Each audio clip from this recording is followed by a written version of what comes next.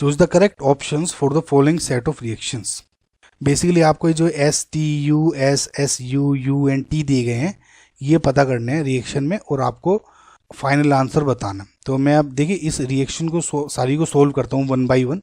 ठीक है, सो पहले तो आपको ये डिसाइड करना होगा कि जो ये C6H10O, देखिए गाइस ये आपको क्लियर ना दिख रहा हो तो C6H10O लिखा हुआ है, ये 5 नहीं है, तो इसका नाम कैसे होगा। देखिए गाइस मैं जनरली क्या करता हूँ, पहले तो ऑप्शन देख लेता हूँ कि ऑप्शन में सारे साइक्लिक रिंग के हैं, और ये भी ना देखूँ तो सिंपल C6H10O है ना, तो मैं क्या करता हूँ 6 कार्बन, C6H10 है तो C6H12 क्या होगा, ये हो जाएगा, ये H हैं सारे, ये C6H12 है तो मुझे C6H10 करना, तो मैंने क्या हुआ 2 H हटा दिए।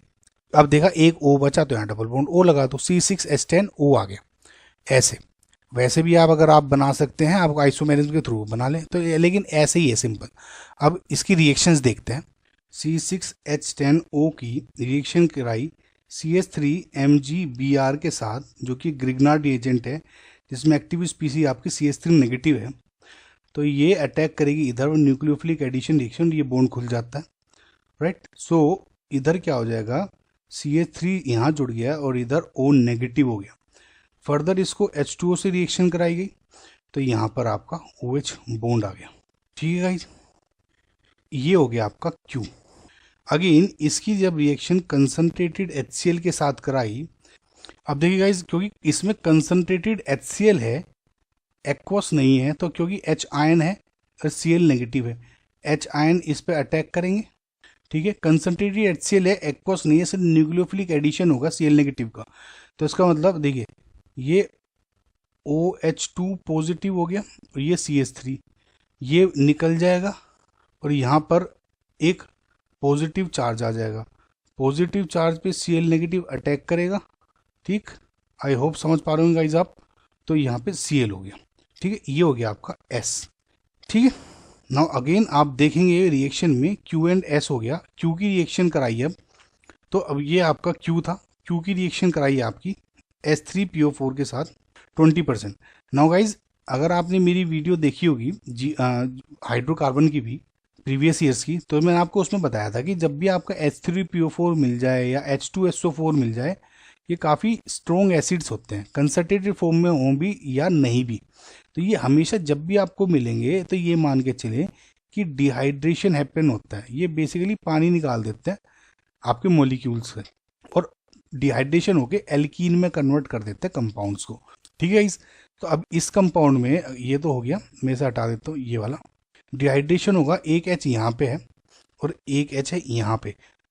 ठीक है, अब देखिए अगर इस H को हटाएगा ये तो CH3, ये बॉन्ड बनेगा, अगर इस H को हटाऊंगा तो CH3 और ये बॉन्ड बनेगा। ज़्यादा सब्सटीट्यूटेड जो एल्कीन है वो आपका ये अंदर है, बाहर नहीं है, कभी आप कंफ्यूज हो जाएं, तो ज़्यादा सब्स्टिट्यूटेड एल्कीन ज़्यादा स्टेबल होता है, तो लेस स्टेबल है, ये मेजर प्रोडक्ट है, तो आपका जो कंपाउंड है वो फाइनल आपका इधर ये वाला बन जाएगा, ज़्यादा सब्स्टिट्यूटेड वाला। ठीक है, CH3 और यहाँ डबल बॉन्ड, ये हो गया आपका गाइज R। ठीक है, ना अगर इसमें देखें ये R हो गया, R की अब H2Ni और Br2 से रिएक्शन कराई है, R की मैं अगर H2Ni एंड H2Ni के साथ रिएक्शन कराता हूँ तो क्या है, हाइड्रोजिनेशन की रिएक्शन है, कैटालिटिक हाइड्रोजनेशन, एल्केन में कन्वर्ट कर देगा, डबल बॉन्ड को ब्रेक कर देगा, यानी सिंपल ये यहाँ पे CH3 आ जाएगा। अगेन फर्दर इसको मैं Br2 और HNu से रिएक्शन कराऊंगा, Br2 HNu क्या है, free radical reaction mechanism, bromination, तो यानी free radical most stable carbocation पे पोजीशन पे बनेगा ये, और यहाँ पे आपका Br जुड़ जाएगा, तो ये CH3 और इसी पे आपका Br होगा, ये हो गया T। अगेन जो R कंपाउंड था इसका आपने HBr बेंजोइल पेरोक्साइड से भी रिएक्शन कराई और U बना। अब देखिए गाइज अगर मैं खाली HBr से इसकी रिएक्शन कराऊं तो ये जो बॉन्ड ब्रेक होगा, जो हम नॉर्मली पढ़ते हैं, ब्रेक होके यहाँ H जुड़ जाएगा, H आयन से अटैक करेगा और यहाँ पे कार्बोकेटायन बनता है, और कार्बोकेटायन बनने के बाद यहाँ पे Br इधर जुड़ जाता है, ये होता है। लेकिन ये हो गया, इस एडिशन को बोलते हैं नॉर्मल भाषा में मार्कोवनिकोव्स एडिशन बोलते हैं, जहाँ पे मोस्ट स्टेबल पोजीशन पे बी आर जुड़ता है। लेकिन बिकॉज यहाँ पे मैंने साथ में पेरोक्साइड भी डाल दिया है, ठीक है, बेंजोइल पेरोक्साइड, बेंजोइल को आपसे कुछ मतलब नहीं है, सिर्फ ये पेरोक्साइड के साथ आपका मतलब है।